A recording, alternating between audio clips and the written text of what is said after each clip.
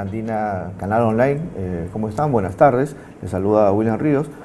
Hoy tenemos una nueva mesa redonda y obviamente vamos a hablar un tema importante que es la seguridad en el tema de pensiones, sistema previsional. José Luis Jaramillo nos acompaña hoy día, él es editor de la sección Economía de la Agencia de Noticias Andina. ¿Cómo estás, José Luis? Bien, Willy, ¿cómo estás? Buenos días. Bueno, sin duda importante, ¿no? Conocer un poco más, abrir el debate ya de lo que es el planteamiento que ha realizado la Comisión de Protección Social, ¿no? Sobre el tema previsional, ¿no? Que siempre genera interrogantes, ¿no? No solamente en el Perú, sino también en otros países como Chile, ¿no? Hoy día tenemos como invitados al señor Enrique Díaz. Él ha sido ex superintendente adjunto de la superintendencia de AFPs en esa oportunidad. El señor Jorge Guillén, él es economista y vicerrector encargado de investigación de la Universidad de SAM. También tenemos vía Skype al señor Augusto Latorre.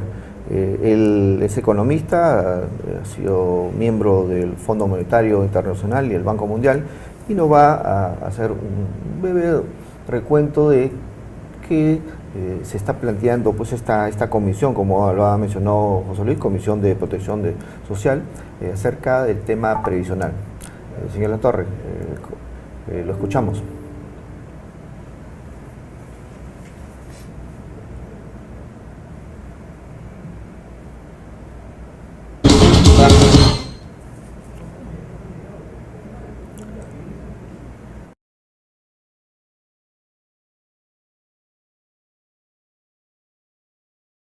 La comunicación vía Skype. Mientras tanto, un poco, señor Díaz, ¿qué le parece esta iniciativa? Importante, ¿no? Trascendental. Yo creo que hay que justamente ponerla en contexto, ¿no? La preocupación del tema pensionario es una preocupación permanente porque atañe a todos los trabajadores en general y parte de un diagnóstico que justamente este estudio recopila muy bien, la insuficiencia, ¿no?, de los sistemas pensionarios durante mucho tiempo no ha podido cubrir, ¿no? Y empieza por ahí la discusión. Sí. Me parece que ya lo tenemos, ¿sí? Podemos lanzar el audio del señor Augusto Latorre. Al 28% de la población, que es la población que contribuye o bien al SPP o bien al SNP, y de los que contribuyen, solo la mitad consigue constituir una pensión decente. De manera que en Perú tú tienes un porcentaje altísimo, más del 80% de la fuerza laboral, que no tiene acceso a una pensión mínima, ni tampoco tiene la capacidad de contribuir lo suficiente para sus ahorros individuales. Entonces, el objetivo fundamental de la propuesta de reforma es integrar los distintos componentes del sistema pensional para darle al ciudadano peruano una estructura básica que tendría tres pilares. Una pensión básica antipobreza que asegure la eliminación de la extrema pobreza en la vejez, y ella tendría un subsidio público, aunque ese subsidio público decrecería en la medida en que el trabajador pueda acumular sus propios ahorros. El segundo pilar, que quizás es el más controversial, sería una modernización del sistema de ahorro. En Perú, gran progreso en los años 90 al introducir dentro del sistema pensional la opción de cuentas de capitalización individual. Este sistema, que tiene grandes virtudes, ha tenido ciertas desventajas que no se anticipaban al momento de su creación. Y en la propuesta de reforma lo que se trata es de dar un paso adelante para que la administración de esos grandes ahorros sea hecha con horizontes de más largo plazo, de una manera consistente con la edad de los trabajadores, digamos, de manera que la cartera de inversión de sus ahorros vaya evolucionando apropiadamente con la edad de los trabajadores, y un sistema que en el fondo sea menos costoso, porque un sistema que es menos costoso puede conseguir pasarle esos ahorros al afiliado. Ahí hay cambios importantes y me parece que eso ha generado bastante mal entendimiento de las reformas propuestas, He leído en algunos reportes de prensa una serie de declaraciones que son imprecisas y que parten de no haber leído con cuidado quizás el reporte de la comisión. Y por último, la comisión propone engarzar de manera más clara la fase de jubilación con la fase de ahorro, la cual está bastante deteriorada en el caso del Perú por causa de la así llamada Ley 95.5, que le dio la opción al trabajador de retirar a mano alzada sus ahorros, y eso ha desfigurado el propósito del sistema pensional, el cual es precisamente generar pensiones. Si tú giras a mano alzada tus ahorros, pues tienes un consumo, la posibilidad de consumo inmediato, pero no tienes una pensión, y la probabilidad de pobreza en la vejez aumenta mucho. Entonces la propuesta de la comisión es generar una conexión más estrecha entre el proceso de ahorro y el proceso de jubilación, mejorando de una manera importante el mercado de rentas vitalicias y los productos para el retiro, como el retiro programado. Entonces es el conjunto de los tres pilares el que nosotros creemos le pondría al Perú en la frontera de la reforma de los sistemas pensionales, le daría más legitimidad al sistema, y encontraría canales más apropiados para que el afiliado se sienta mejor representado en relación a sus pensiones. La propuesta incluye, entre otras cosas, por ejemplo, que el afiliado tenga acceso a mejor y más independiente asesoría y planificación financiera para la vejez. No sé si con esto baste. Muchas gracias. No, las AFPs no desaparecerían en un sentido sustancial. Lo que pasa es que en la propuesta de la reforma le cambiamos el nombre para no confundir. En la reforma habría una especie de AFP versión 2, si tú quieres, que serían las administradoras de activos que estarían administrando el ahorro de los peruanos. Eso se mantendría, más bien habría más especialización en el proceso de inversión y de administración del ahorro, el cual sería hecho por compañías privadas y profesionales, como lo son ahora las AFPs. De hecho, las actuales AFPs podrían participar en la licitación para ser, digamos, parte de ese nuevo universo de administradores de activos que existiría bajo la reforma. Lo que se haría es, se les quitaría a las AFP una serie de funciones que no son inherentes al proceso de administración de activos y de inversión de carteras. Esas tareas que se conocen en la jerga de los expertos como administración de cuentas pasarían a una entidad que centralizaría esas funciones para poder bajar los costos. Esa entidad, que en la propuesta le hemos llamado la centralizadora, no se quedaría con los ahorros, simplemente sería un canal, una plataforma a través de la cual los ahorros pasan a ser administrados por AFPs versiones 2, por así decirlo.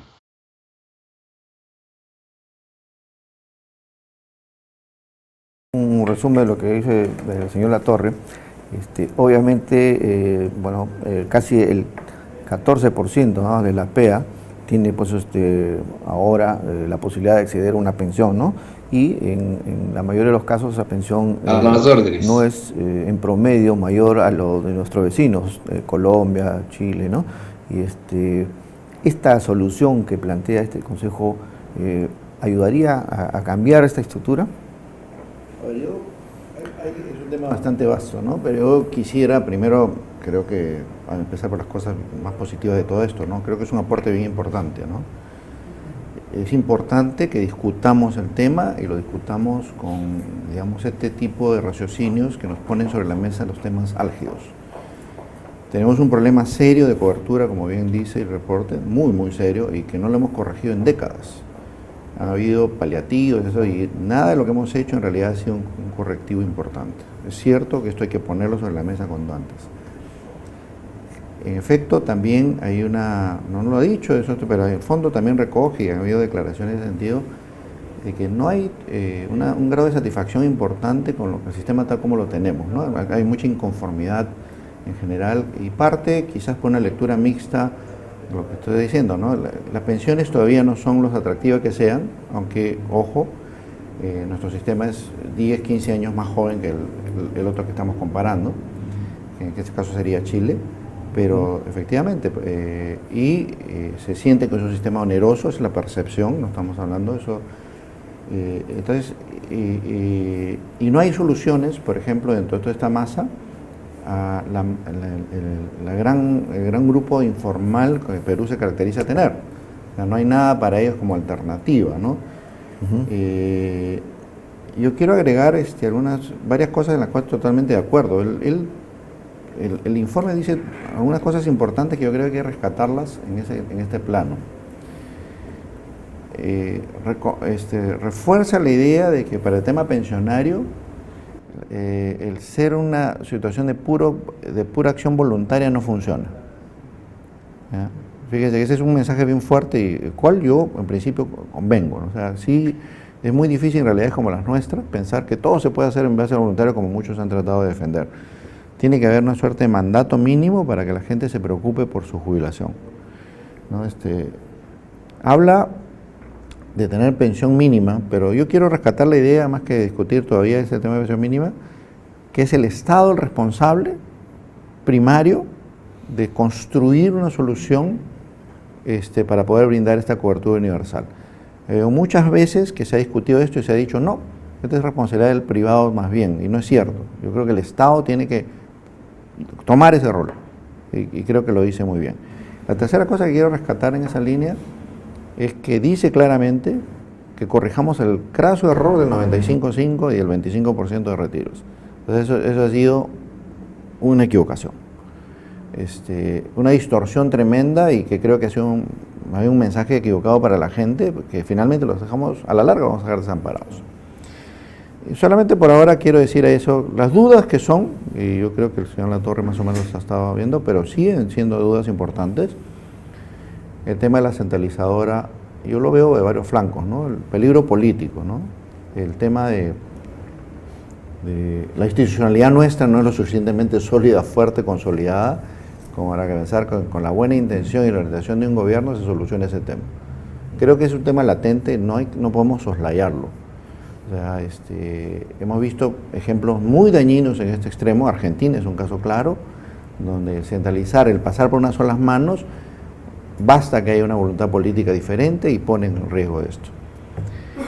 Podemos hablar luego más en extenso, pero este tema me parece una idea muy valiosa, el tema de los fondos objetivos con años de edad de jubilación, ¿cierto? Es un tema que va con la modernidad de los mercados, pero a su vez eso ha recibido también sus propias apreciaciones. Es un fenómeno más o menos reciente, entre comillas, o sea, debe tener unos 10 y tantos años con esa definición en los mercados internacionales.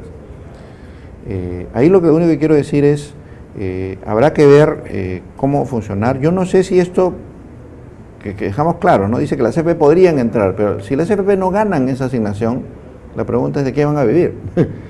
Consecuentemente, en la práctica pudiera ser un mensaje tácito de que no queremos más FPs, es un esquema que hay que hablarlo con claridad, así está propuesto, ¿no? Este tipo de temas habría que analizarla. Hay gente que todavía no está muy contenta con este sistema de objetivo, dice, ¿no? de edad de jubilación. Aún así, a pesar de eso, como es un fondo de fondos, porque eso es lo que termina siendo, no necesariamente es más barato, ¿ya? Y segundo es que no hay la variedad suficiente, por más que tú me digas a 2050, 2060, hay experiencias que dicen que pueden tener diferentes conformaciones de portafolio. Le da un poder muy fuerte a esta comisión de especialistas de fijar los benchmarks, de fijar las ruedas de decisión. Yo creo que eso es un tema que habría que pensarlo con cuidado. Esos poderes excesivos siempre terminan siendo distorsionadores. Sobre la centralizadora, sí.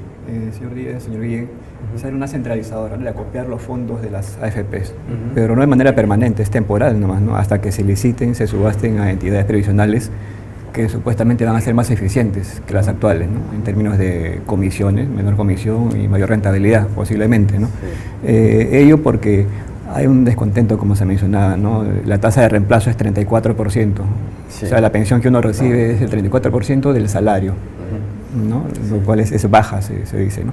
Sí. En realidad, bueno, en Chile es casi 30% por el tema de aportes, ¿no? Porque tienen topes a los aportes. Nosotros no tenemos topes a los aportes y se llega al 50%. La idea es que sea 70%. Pero creo que el mecanismo de aumentar la tasa de reemplazo, porque todos queremos que una jubilación sea fruto del esfuerzo de tu trabajo. Entonces, el mecanismo para aumentar la tasa de reemplazo va más por cultura previsional, va más por, como decía Enrique, la falta de ahorro, de cortoplacismo, de utilizar el 95.5 para pagar deudas, por ejemplo, que sí. Reciente, ¿no? Es la reciente, ¿no? Pero no alivia el problema, ¿no? No es por la centralizadora, en realidad no necesariamente yo tengo mis dudas para generar un mecanismo de que aumente la tasa de reemplazo, ¿no? Es un proceso, se supone que va a haber una integración después con los dos sistemas, el nacional y el privado.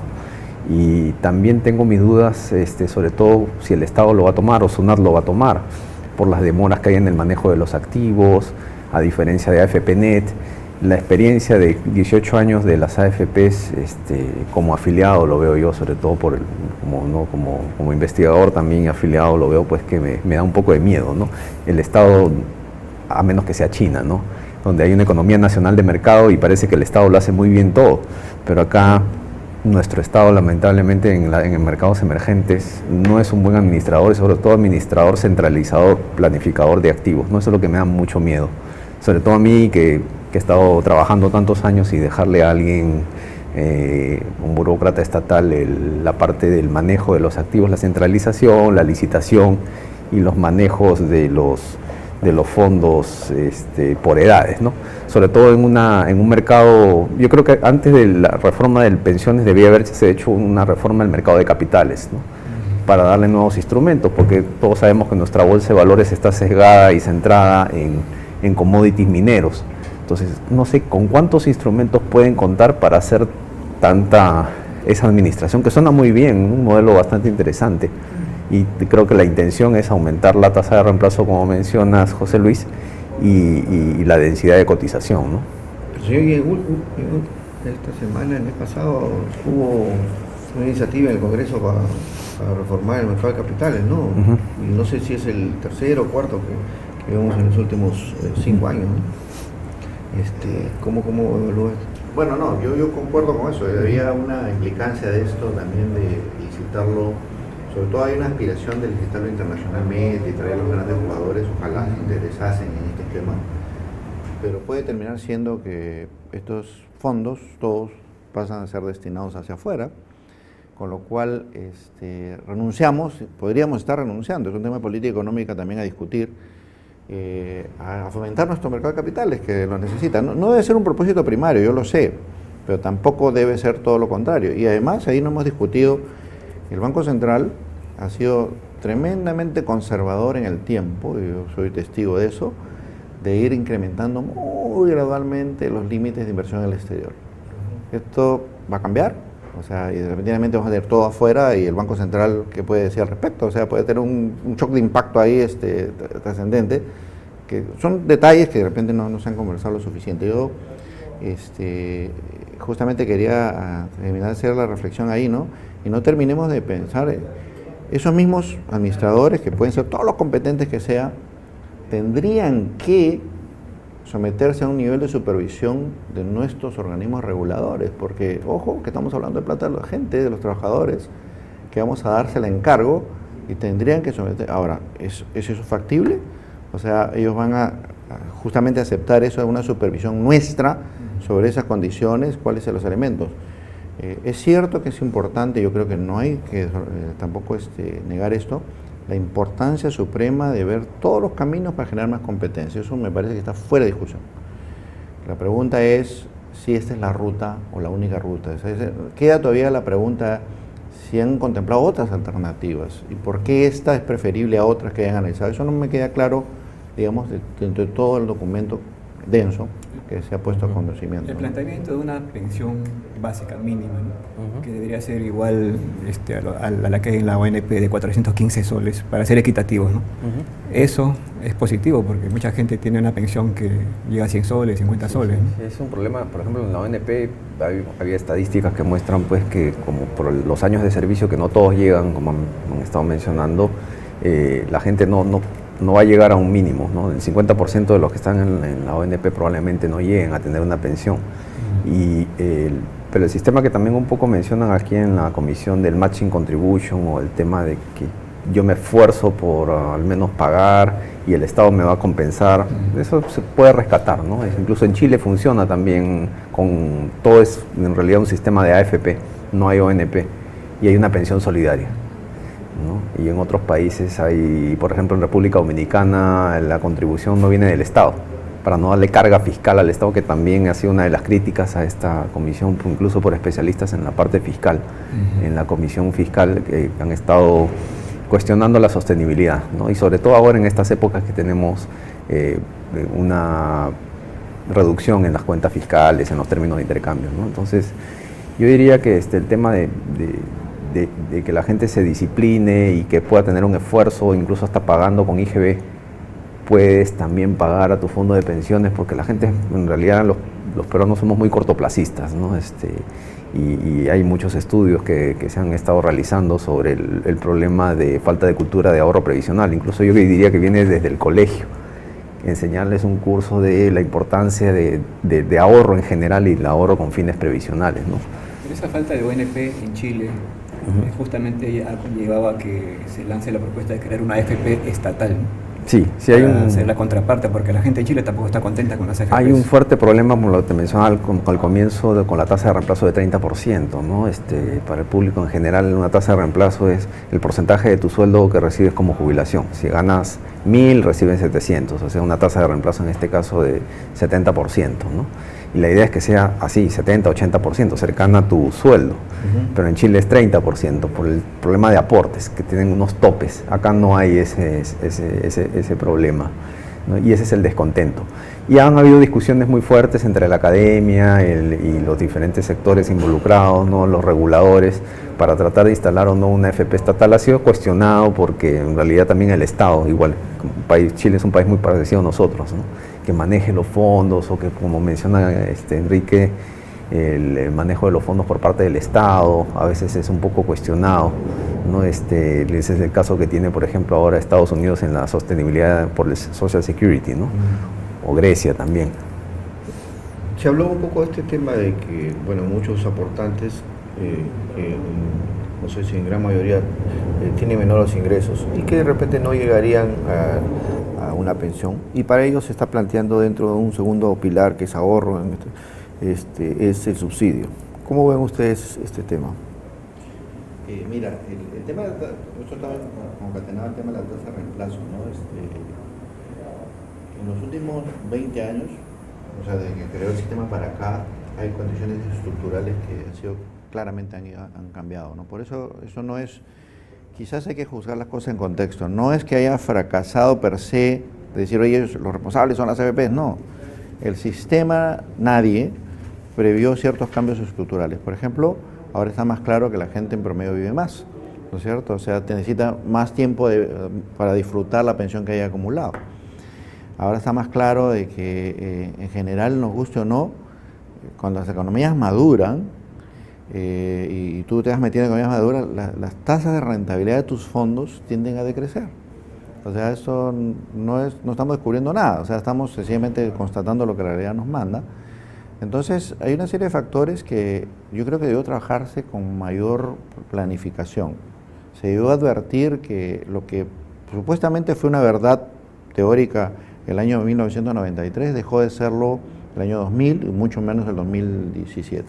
Era otra coyuntura. Es otra coyuntura. Entonces hemos debido trabajar en la conciencia, en la voluntad de la gente, decir, mira, quitemos esa expectativa de una tasa de reemplazo del 70%, así nació el sistema, que ahorita empecemos a trabajar, y ahí viene muy bien en uno de los aportes de esto, busquemos cada vez más que la gente entienda que al final de cuentas es su esfuerzo, es su ahorro, y ayudarlo a educar. La educación financiera es bien trascendental para que entienda y para que vea por su propia preocupación, y desde joven mucho mejor, que de repente a veces si quiere más, necesita esfuerzos adicionales, incrementales si pudiera, ¿no?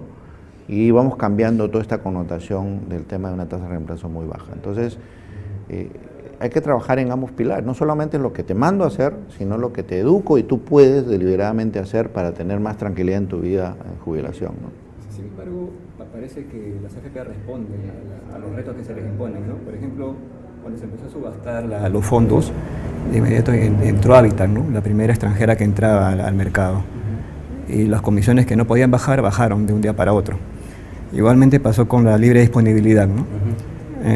Se dio la libre disponibilidad, la gente retiraba todo su 95.5% de fondo y los llevaban al banco algunos, ¿no? Los bancos empezaron a sacar productos, ¿no? O sea, te damos tu pensión y tu fondo, tu aporte, tu depósito en este caso, no se diluye, ¿no? Como ocurría con las AFP, que el fondo desaparecía en 10, 15, 20 años, ¿no? Y bueno, las AFP han empezado a ofertar productos atractivos también, juntamente con los seguros. De repente este planteamiento también los obligaría a ser más eficientes, ¿no? Y no desaparecer necesariamente, como planteaba algún analista. Lo que pasa es que lamentablemente no tenemos una evidencia empírica todavía exacta, tenemos suposiciones ahí, ¿no? Y yo sigo creyendo, y hasta que probemos lo contrario, y creo que es un poco la connotación de este aporte de la Comisión, que hay mucha miopía en el manejo del dinero. O sea, significa que ante cualquier urgencia o necesidad vamos a usar esa plata, ¿no? Y hay casos reales donde la gente te viene, te piden, te presta, vamos a poner un negocio y la plata va a desaparecer. Suponer que todos repentinamente somos extraordinarios inversionistas, manejadores o empresarios, es un supuesto realmente que carece de fundamento, ¿no? Entonces es someter a un riesgo tremendo. Lo que yo creo que hemos hecho es desplazarle todo el riesgo de los temas a las personas y que no lo vamos a ver sino hasta 2 años adelante. Por eso, como es disimulado el efecto, no nos lamentamos. Yo creo que al final el balance va a ser ese. Pienso que es mejor, como insisto, tener un mandato claro y sobre esa base construir, por supuesto, en base también a una buena educación, elementos complementarios. Lo voluntario tiene que ser, y cada quien tenga espacios para construir su propia realidad, ¿cierto? O sea, unos querrán poner más, otros querrán ponerlo en otro lado, ¿no? Pero eso se logra, insisto, formando conceptos con la gente. Pero por otro lado, ¿por qué no pensar también que una persona va a ser responsable, ¿no? Porque siempre pensar que hay más riesgo para este lado y no... Porque la mayoría de personas que, bueno, han optado por esto, pues han trabajado en una entidad y obviamente algo conocen. Mira, solamente para insistir, yo siempre doy este ejemplo, o sea, para ser objetivos. Hay diversos estudios de lo que se llama financial literacy, o sea, la educación de las personas. Y Perú sale jalado. Estados Unidos sale jalado, ¿no? O sea, está aprobado con estudios de organismos internacionales de que la gran mayoría de la gente no sabe ni siquiera qué es una tasa de interés. O sea, yo creo que seamos sensatos, o sea, es un riesgo enorme, mayúsculo, que con buena voluntad vamos a solucionar esto. Creo que hay que tener el cuidado del caso, ¿no? Por eso digo, hay que mezclar las cosas. Los que ya tienen, yo lo veo siempre así, acumula un nivel por encima del cual tú decides si quieres incrementar o manejas tu plata por separado. Hay quienes tienen esas capacidades, que sí lo pueden hacer, pero una vez que todos estamos seguros, digamos, de una base, que todos más o menos tienen cierto nivel de ahorro, ¿no?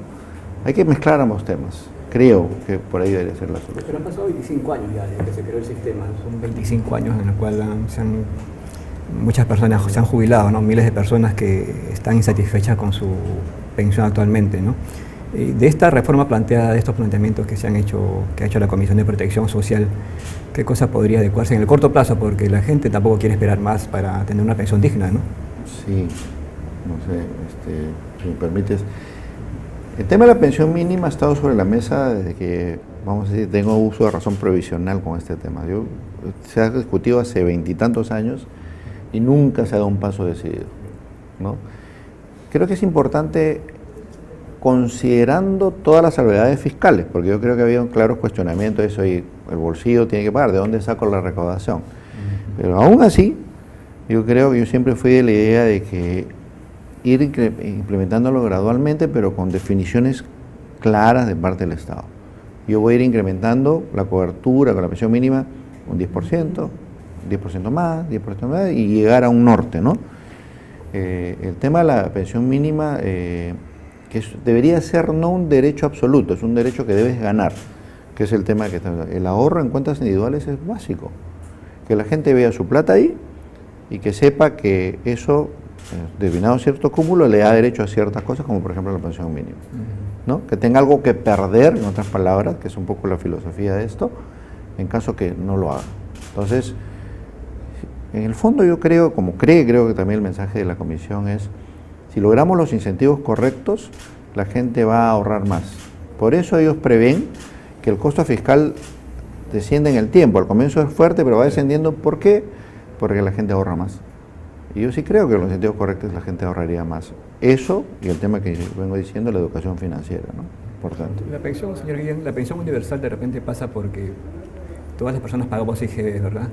Y alguna vez surgió el planteamiento de la Universidad del Pacífico de todos tener una pensión universal, ¿no? Acceder a una pensión universal pagando el IGB, una proporción que se destine al fondo, ¿no? Individual. ¿Esta podría ser una posible alternativa de repente? Sí, sí me acuerdo los planteamientos, ¿no?, que sacaron en el 2014 con el libro de la Universidad del Pacífico. Proponían un poco aportes voluntarios, que es un poco difícil por lo que hemos estado discutiendo, por el cortoplacismo que tenemos en ahorro, ¿no?, de largo plazo, en ahorro previsional. Y también manifestaron el interés o la insostenibilidad de la ONP, ¿no?, porque la pirámide poblacional que tenemos, y es el problema que ahora tiene China, ¿no?, la pirámide poblacional que tenemos es quizás simétrica, pero en un largo plazo vamos a tener una población mucho más vieja, ¿no?, y nuestras esperanzas de vida aumentan, entonces no van a alcanzar que los jóvenes puedan pagar a tanto mayor. Es el caso que tiene China ahora, que le están pidiendo a la gente tenga más hijos, porque la sostenibilidad de las finanzas públicas en materia de su ONP o equivalente no está funcionando, ¿no? Entonces, en realidad, el esquema recogiendo, por ejemplo, de pagar con IGB, ¿no?, o de hacer un matching, de tratar de que te esfuerces, si te estás esforzando, el Estado te puede dar más, y depende de lo que tú quieras. Si quieres una mejor jubilación, ahorra más y sacrifícate un poco más, y también vas a tener un poco el complemento del Estado, ¿no? Entonces yo creo que sí es una buena idea para tratar de que esa pensión mínima vaya subiendo, ¿no? Lo están planteando en un determinado nivel de canasta de subsistencia y podría llegar a más dependiendo del esfuerzo que tenga el afiliado en ir contribuyendo, ¿no?, hacia ello. Perfecto. Vamos a hacer una pausa, supongo, y ustedes, amigos de Andina Canal Online, escríbanos, interactúen con nosotros. Estamos en las redes, estamos en el Facebook Live, y bueno, estamos también en el YouTube. Planteen qué es lo que ustedes piensan acerca de esta reforma que se viene, que obviamente no es de estos momentos, sino que se ha pensado y se ha establecido con la Comisión de Protección Social. Regresamos en breves instantes.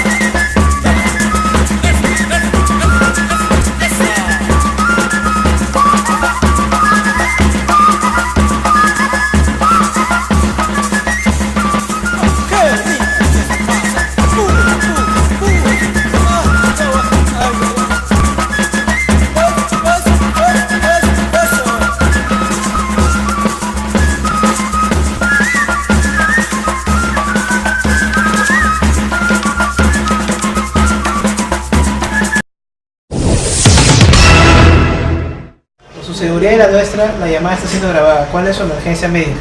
Esta es una de las más de las 370,000 llamadas que ha recibido el SAMU en lo que va del año en su línea gratuita 106.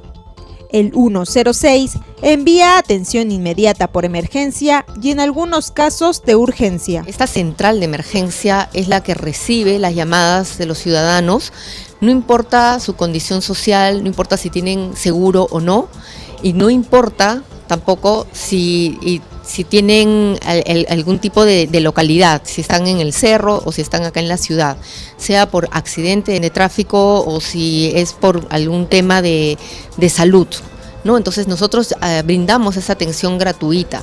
En la central 106 llegan llamadas de todo tipo. Por eso, primero las filtran. Las llamadas más o menos eficientes llegan a una central donde se hace la discriminación si la llamada es pertinente o no. Las llamadas pertinentes pasan a la central de regulación donde son atendidas por médicos. Y estos médicos valoran la necesidad y valoran si es una prioridad 1, una prioridad 2 y si es necesario enviar la ambulancia. Cuando la ambulancia va, atienden al paciente y la atención puede darse en el mismo foco o, en algunos casos, es necesario trasladar al paciente a un centro de salud. Las ambulancias que envía el 106 siempre cuentan con médicos emergenciólogos y los equipos necesarios para cualquier emergencia. Son las ambulancias del Ministerio de Salud. Tienen personal médico, tienen personal de enfermería y tienen un piloto. Todas las ambulancias tienen la característica que cumplen con las especificaciones técnicas, con todo el equipamiento, pero además con el recurso humano competente. Si tienen alguna emergencia de salud, sin duda llamen al 106 y nosotros estamos para atenderlos y para servirlos.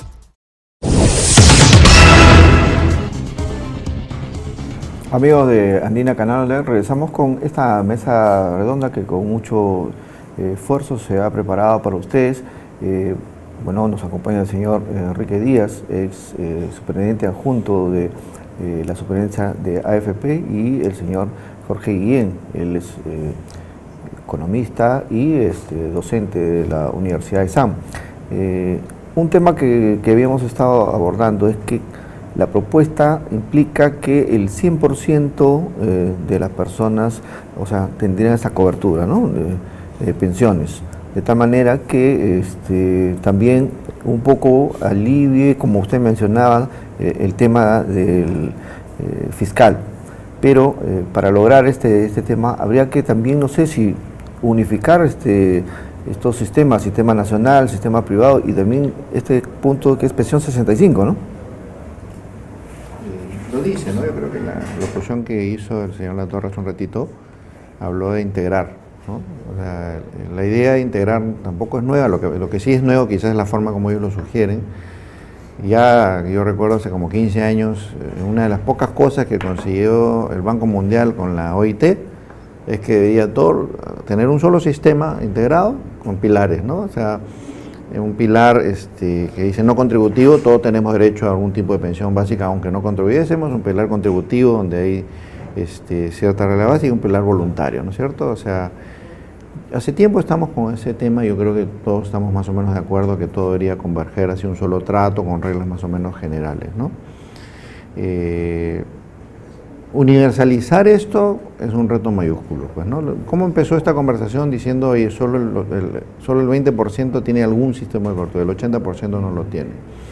Y si esta universalización depende del bolsillo del fisco, yo creo que tendríamos que prever cómo esto se va dosificando en los N años que necesite. Yo veo imposible que de buenas a primeras podamos hacer una cobertura universal, pensiones mínimas y todo eso a todo el mundo, sino, como digo, ver cómo gradualmente va incrementando, ¿no?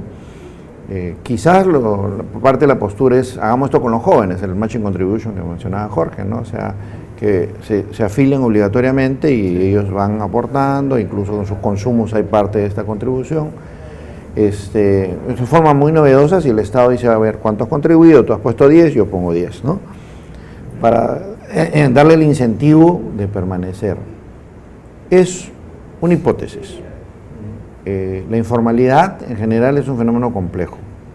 O sea, penosamente tenemos uno de los primeros lugares en el ranking de informalidad. Y yo no sé si meramente con un tema pensionario vamos a resolver el tema de la informalidad. Justo eso es lo que me imagino que todos nuestros amigos de Andina se estarán preguntando. Yo no estoy en el lado formal por muchas razones, ¿no? De repente no tengo acceso, pero igual tengo un trabajo que es informal. ¿Cómo me veo reflejado en esta propuesta, señor Guillén? Sí, el problema de de informalidad es el que está afectando un poco la cobertura, ¿no? Somos uno de los países pues, que tiene alta tasa de informalidad.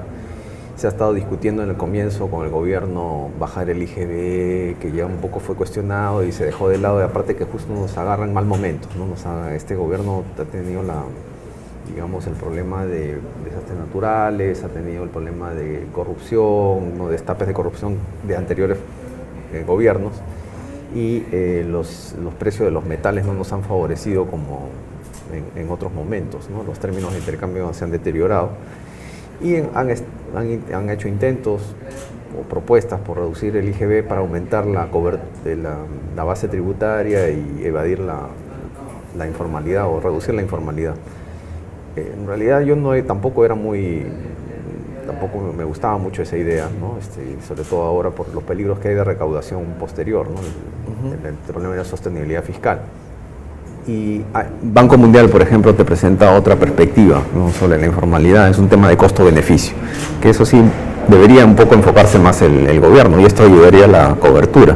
O sea, digamos, yo soy contribuyente, tengo un costo de ser formal, ¿y cuál es mi beneficio? Entonces, nosotros vamos acá ahorita, hasta que estamos en el centro, y vemos que el Estado no participa, no se le ve mucho la mano del Estado en las pistas, en el tráfico, en la línea 2 del tren, servicios de salud pública o colegios públicos. Nosotros no llevamos o la clase media no lleva a sus hijos en escuelas públicas y son contribuyentes.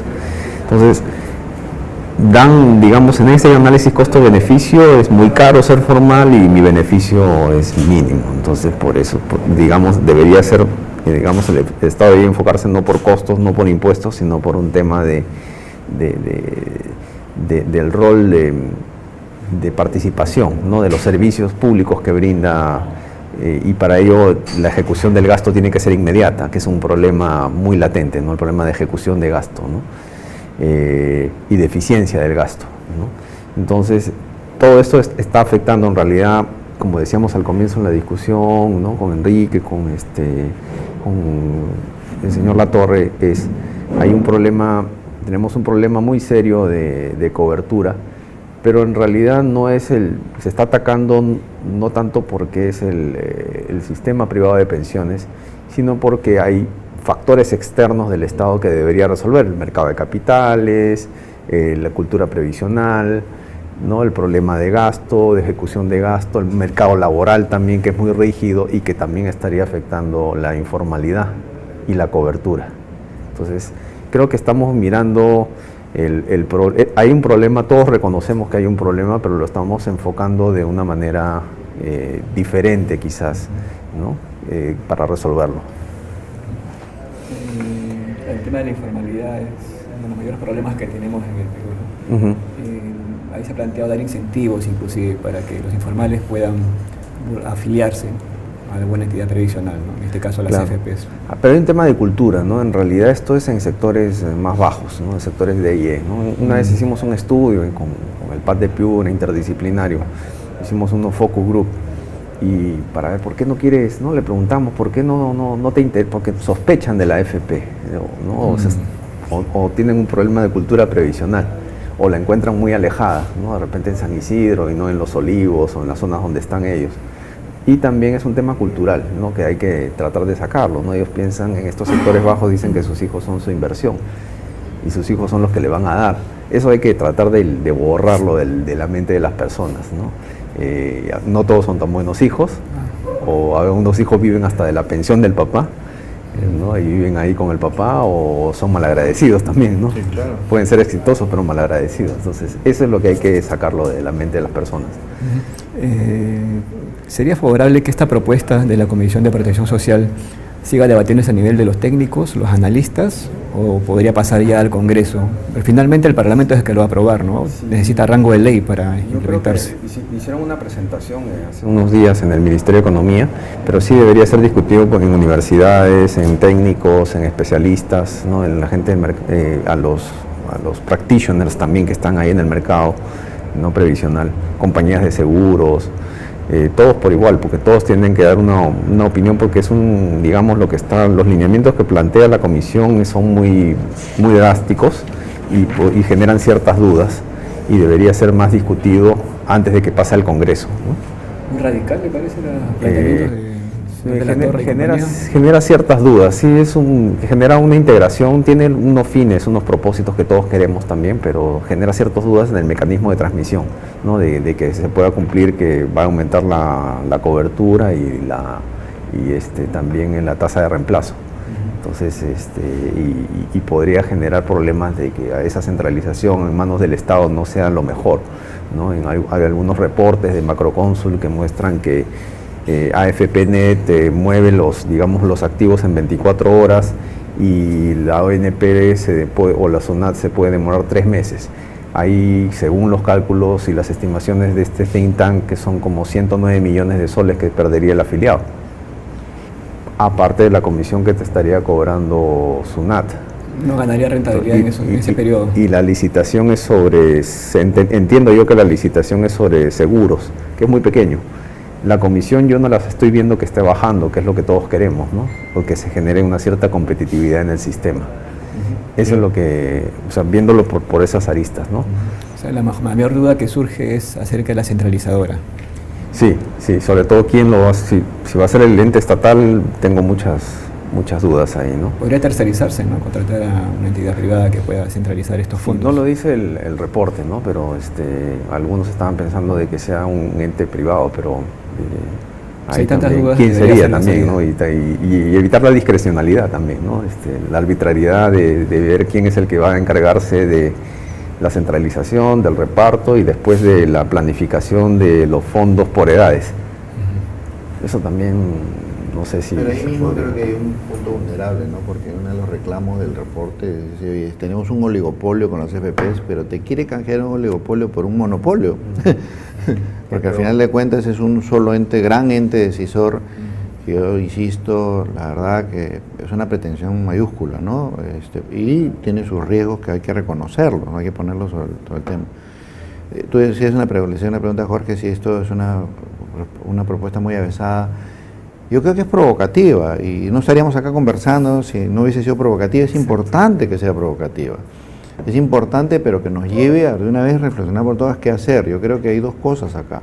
Ha puesto sobre la mesa temas álgidos y hay que decirlo de esta forma, ¿no? O sea, las mismas FPs tienen que reconocer de que hay temas que se están siendo cuestionados, se tiene que tener una reacción al tema de alguna forma, ¿no? Ya salieron algunas propuestas, ¿no? Diciendo, ya, vamos a cobrar diferente la comisión, que sea comisión solamente por rentabilidad, por ejemplo, ¿no?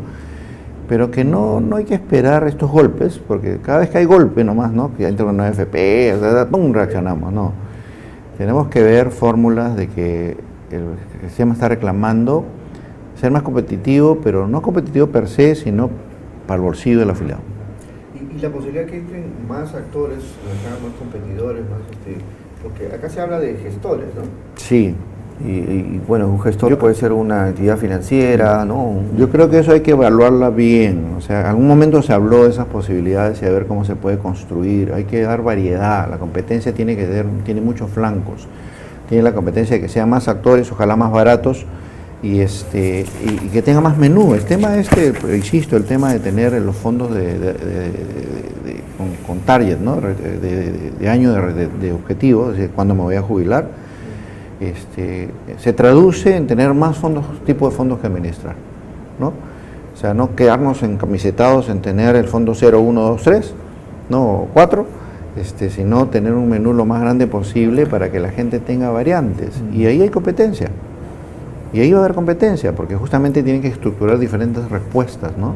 Pero ahora hay una competencia, perdón, hay un mercado tan atractivo para que entren, como hablamos, más jugadores, porque según el reporte, pues obviamente solamente el 14% de la PEA tiene un empleo formal y podría recibir o sea, hay una masa crítica, porque siempre una empresa cuando entra a un negocio dice, bueno, vamos a ver si esto me puede convenir, ¿no?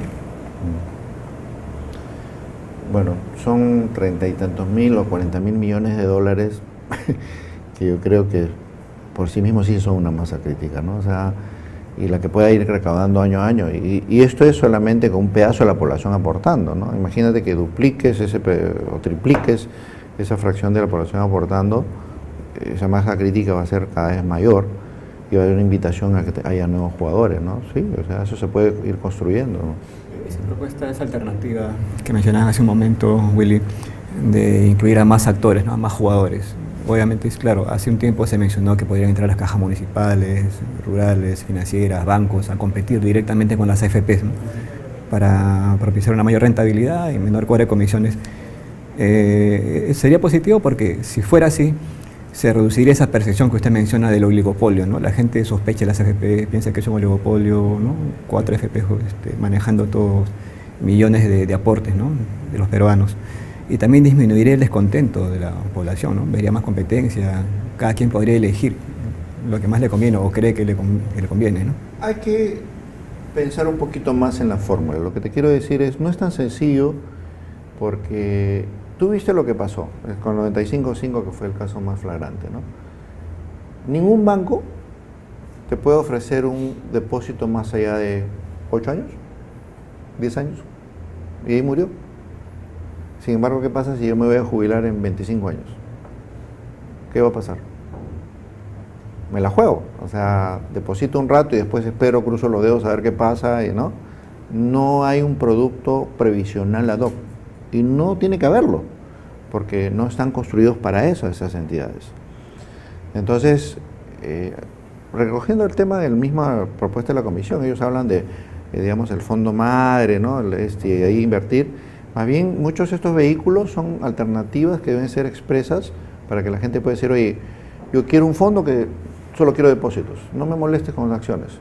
Yo quiero un fondo que me rentabilice por acá, me rentabilice por acá. Y eso, que la gente pueda elegir de esa manera, con una visibilidad, ¿no? Una posibilidad de poder manifestar su elección.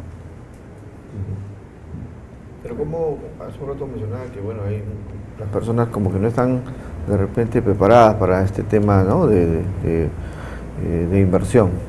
Y en este caso también casi sería lo mismo, ¿no? Sí, por eso yo he insistido durante toda esta conversación que tenemos que trabajar muy duro. Mira, efectivamente, lo que dice, por ahí hay una expresión de que lo dijo también en su alocución el señor Latorre, te tienen abandonado, es decir, me mandan mi estado de cuenta y ya está. O sea, creo que debe estar digamos, en el ADN de los fondos, de los mercados de fondos, que tienen que ser mi consejero, no cuando me voy a jubilar, debe ser mi consejero a lo largo de toda mi vida. Inglaterra está haciendo movimientos en ese sentido, está obligando a los manejadores de fondos de pensiones a que deban hacerlo. O sea, y por último, tú me dices, hay conflicto de interés y me vas a recomendar lo mío, perfecto. Una de las propuestas que tú hablabas que está justamente ahorita por aprobarse en la reforma del mercado de capitales, es hacer que los fondos mutuos puedan trabajar la colocación de sus fondos a través de una suerte de colocadores o gestores especiales, que no son propios ni del banco ni del administrador. Entonces, sí es posible crear estos estamentos profesionales, tercerizarlos también para fondos mutuos, y así está previsto. ¿Por qué no puede ser para pensiones? Y que no salga del bolsillo de la persona, que sea parte del servicio, que si tú lo quieres lo das, pero que tenga la alternativa de un independiente que no tenga conflicto. Me parece interesante. Del lado de la entidad diría, bueno, yo voy a hacer un mayor esfuerzo en el tema para asesorar, eso tendría que trasladarle un costo al afiliado o al cliente, no tendría que ser así. Es parte ya de la comisión que te cobran. Obvio, ¿no? O sea, es lo que plantea de la Torre. No se trata de ponerle más, no, y ya está. Y justamente el reclamo es, oye, tú estás generando ROEs muy altos, comparte un poquito. ¿Cuánta es la rentabilidad que tienen las FP, señor Díaz? ¿Cuánto es, perdón? ¿Cuánta es la rentabilidad de ese ROA que mencionaba de las FP y el ROE? Mira, yo como no empresa, tengo el número, pero los bancos más importantes tienen 20 y tanto % y estos muchas veces se quejan que las FP están por encima de eso. Más que los bancos, porque los bancos tienen un buen margen en el Perú, ¿ah? Sí. O sea, ha habido momentos en que han estado por encima, por eso es un poquito la satisfacción, comparan y dicen, bueno, necesitamos ver esto, y tiene que haber una reacción, ¿no? Constructiva. Yo digo, no se trata tampoco sencillamente de tirar por la borda todo, sino de ver cómo se reconstruye todo esto en favor del afiliado. ¿Y ese nivel de rentabilidad no es una señal inequívoca de oligopolio? Porque en otros países los bancos ganan menos, las AFP, bueno, no sé el caso de Chile, ¿no? Pero lo que estamos conversando acá, pues, ¿no? O sea, si nosotros sentimos que efectivamente es eso, y las comisiones cuando las comparan muchas veces la gente piensa que siguen siendo caras, busquemos fórmulas de que haya nuevos actores, pero importante, yo siempre creo, son actores que tienen que tener ciertos estándares parejos, reglas parejas, porque si yo pongo uno que ofrece una cosa, otro que ofrece, es muy difícil discernir y se genera un arbitraje regulatorio, ¿no? Ojo, y eso genera sus propias distorsiones. Claro, ¿no? y no solo que haya más actores, sino que conozcan, ¿no? Porque de repente no es su core business, ¿no?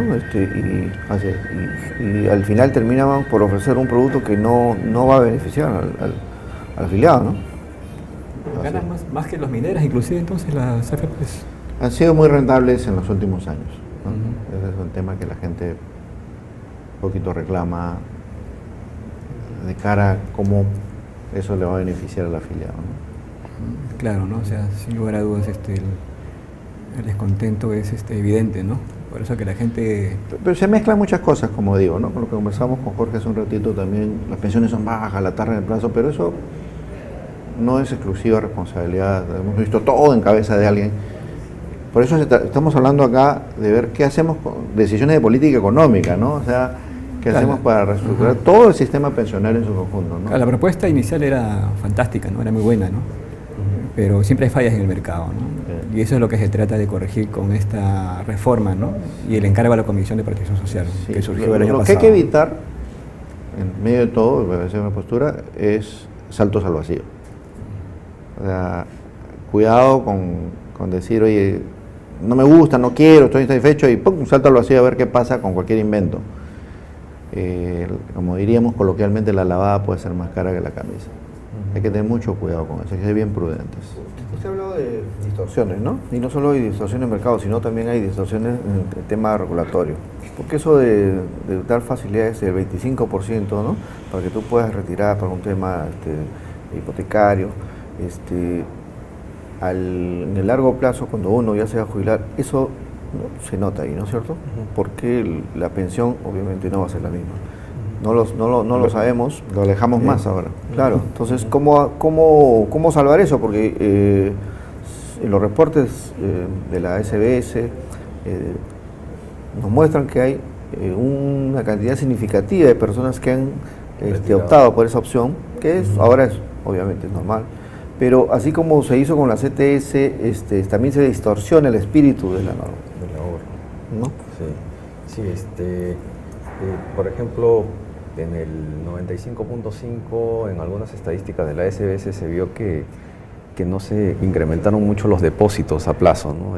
Más se usó para pagar deuda o tarjetas de crédito, ¿no? Y ahí ya pues el ciudadano ya no va, si retiró el 95.5 y no fue capaz de ahorrar, ya no tiene derecho a pensión 65 ni ninguno de estos programas no contributivos, ¿no? Lo cual también es un peligro, ¿no? Tú me mencionabas lo de las rentabilidades, un poco para complementar, ¿no? En el ranking, yo recuerdo un ranking de rentabilidades, como decía Enrique, bancos están primeros, seguros, mineras, y de ahí viene en cuarto o quinto lugar las AFPs. Entonces, no necesariamente, es un poco la figura que algunos políticos lo han tomado para buscar rentabilidad política en lugar de buscar la generación de valor compartido que menciona Enrique, ¿no? Es alinear intereses entre el afiliado de la AFP y que todos ganemos, ¿no?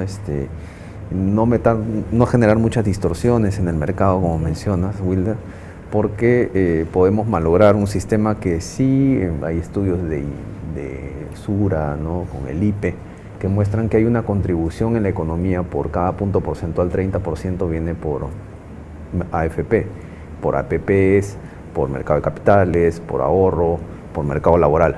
Entonces sí hay una contribución y la idea no es eliminar lo que ya hemos avanzado, ¿no? Hay una contribución, pero también recordemos que los bancos, seguros y AFPs pertenecen al mismo grupo económico, ¿no?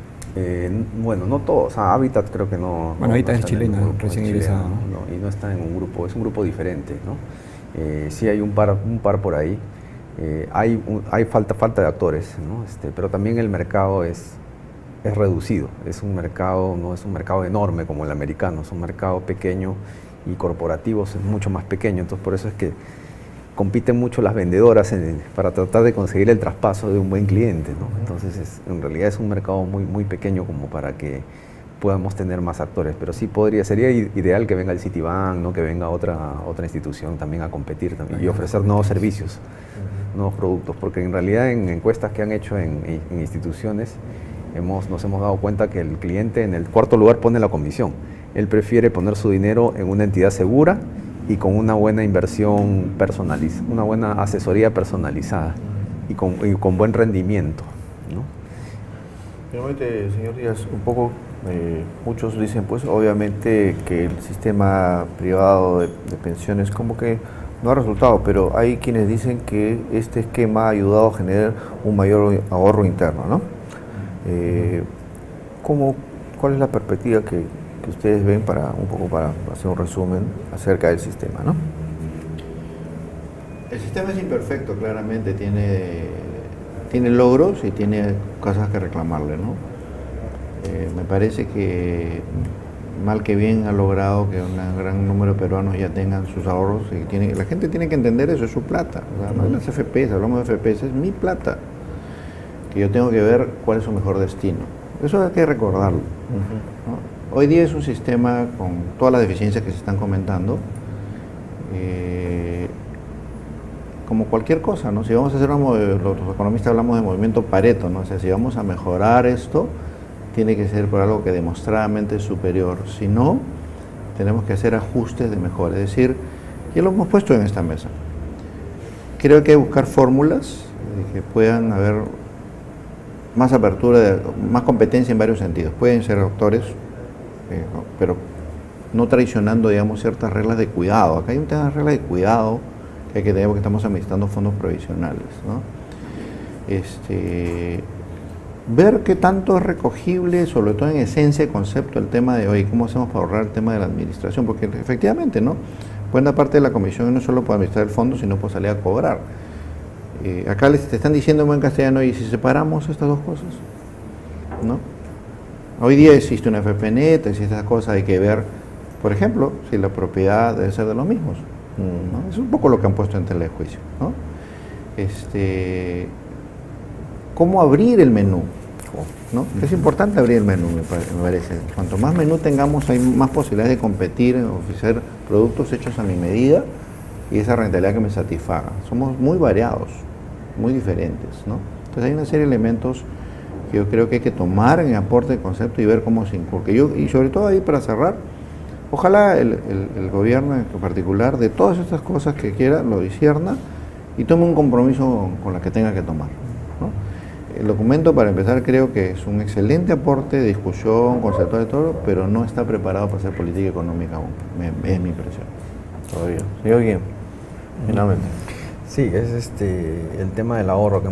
Que como nos estaba mencionando, hay un aporte fuerte e interesante de las AFPs, hay un ahorro de 30% del PBI más o menos ahí.